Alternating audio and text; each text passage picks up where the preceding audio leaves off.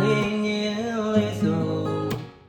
ကိုယ်လေးငင်းထီတွေကိုခံစားပြီးရှိတယ်ပန်းလေးဖြစ်ရှင်ခဲ့ယုံမလို့လည်းမပြောချင်မြင်နေခြင်းနဲ့ကိုချစ်တွေရင်နေ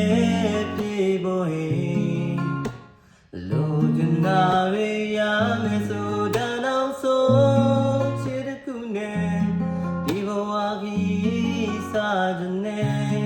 ကိုရဲ့ရင်မဝင်လာဖြစ်ပြီးနေတဲ့ချစ်တို့ရှိတဲ့ထောင်စဉ်သေးစီထားခဲ့မင်းလေးယူနိုင်တဲ့ဒါမင်းတွေဒီတမဲသူအလေးမင်းကြီးဆို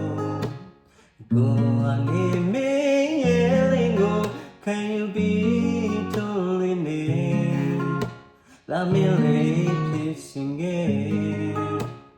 ဒဏ်ရာဆိုတဲ့ချစ်တွေဘိုင်ဆိုင်ကရရှိခဲ့တဲ့ချင်နာမှု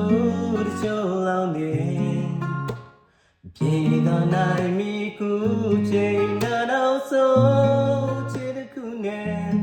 ဒီဘဝကြီးစားတဲ့နဲ့ကိုရဲ့ရင်မဝင်လာဖြစ်ပြီးနေတဲ့ချစ်ခုရှိတဲ့ထောင်စဉ်သေးစီထားခဲ့မလေးယူနိုင်တဲ့ဒါမင်းတွေတည်တမ်းမဲ